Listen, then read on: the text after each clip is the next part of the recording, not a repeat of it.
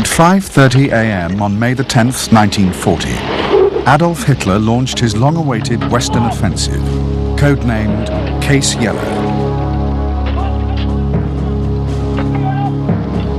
This was the moment for which both the Germans and the Allies had been preparing since the previous September.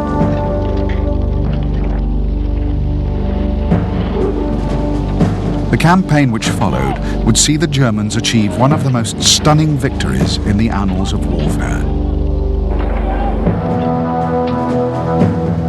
In the Battle of France, the German army deployed the greatest concentration of tanks ever assembled.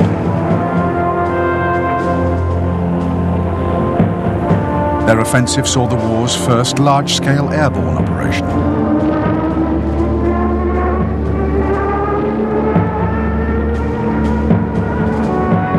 Already victorious in Poland and Norway, the Germans would now be meeting forces equal to their own in both manpower and material.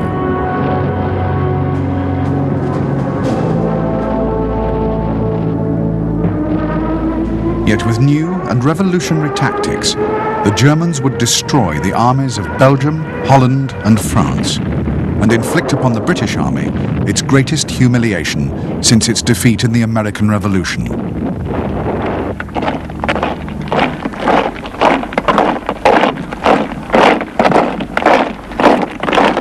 The German campaign would leave Hitler as undisputed master of Western Europe and give his army an aura of invincibility.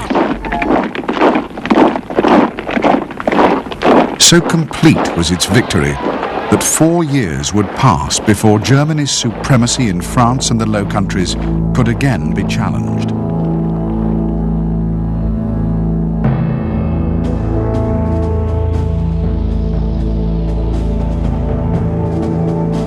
On March the 12th, 1938, Hitler sent his army into Austria and annexed it to the Reich.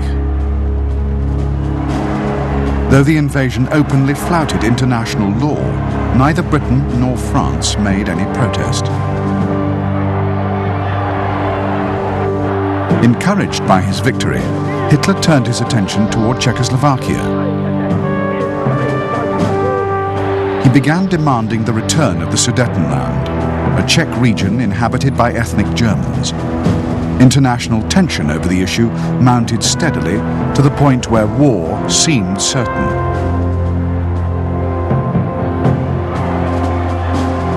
Eventually, in September 1938, the leaders of France, Britain, Germany and Italy met at Munich to resolve the crisis.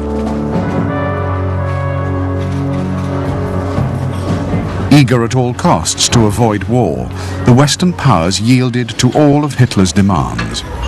The Czechs were given no say in the carving up of their country. Britain hoped that peace in Europe was now assured and that Hitler would pose no further threat.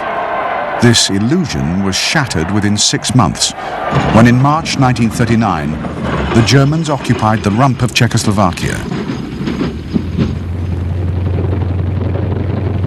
Britain was outraged and promptly abandoned its policy of appeasement.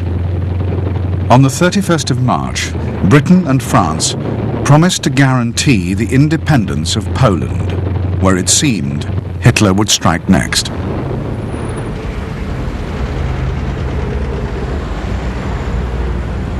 Just 3 days later, Hitler ordered his generals to draw up plans for Poland's destruction.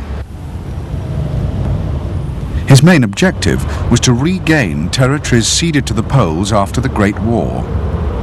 He felt sure the Allies would not actually go through with their threat to fight.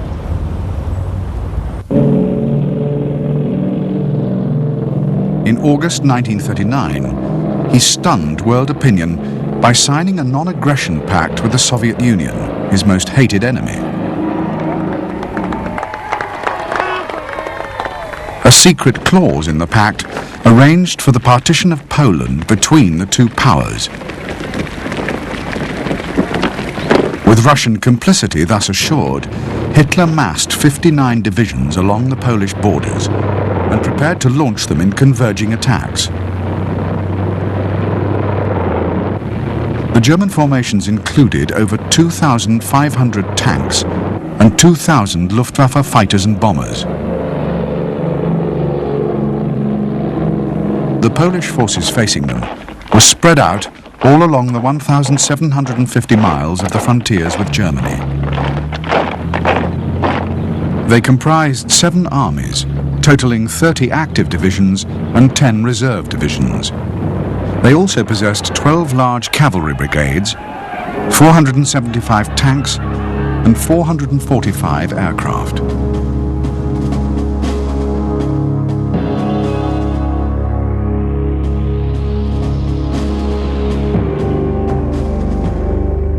On September the 1st, Hitler's armies surged across the Polish frontiers. In the north, the German Third Army advanced from East Prussia and the Fourth Army from Pomerania. In the south, 8th and 10th Armies attacked from Silesia and 14th Army from Slovakia.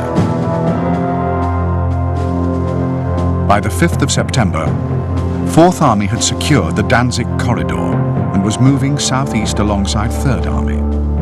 By the 7th of September, 10th Army had advanced northeast to within 30 miles of Warsaw, cutting off Polish forces before they could reach the River Vistula.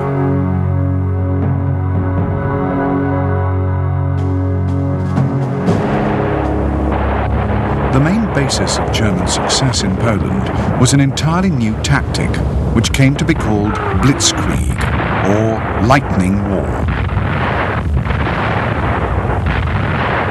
Blitzkrieg relied on the deployment of armoured forces in entire divisions. These panzer divisions consisted of both light and heavy tanks, motorised infantry, artillery and reconnaissance units.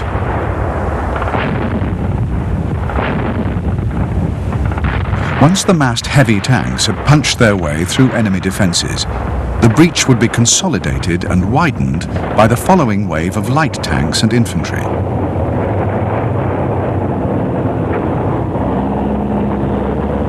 The forward units continued their advance, carrying the battle into enemy rear areas.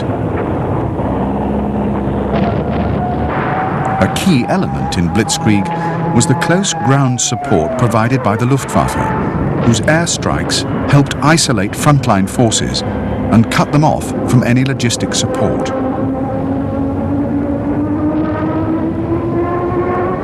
In the skies over Poland, the Luftwaffe rapidly achieved total aerial supremacy. Attacks against Polish airfields wiped out a large portion of the Polish Air Force on the first day of the war.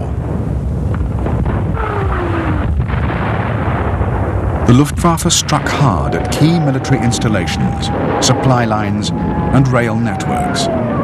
Indeed, the Germans were all too familiar with the layout of the Polish railway system, having built it themselves.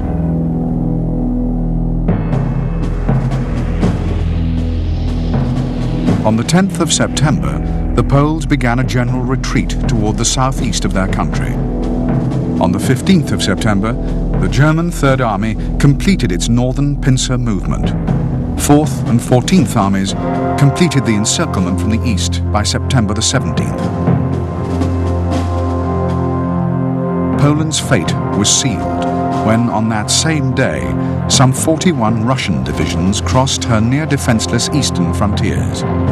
By September the 23rd, they had effortlessly occupied the zone allotted to them under the Nazi-Soviet pact.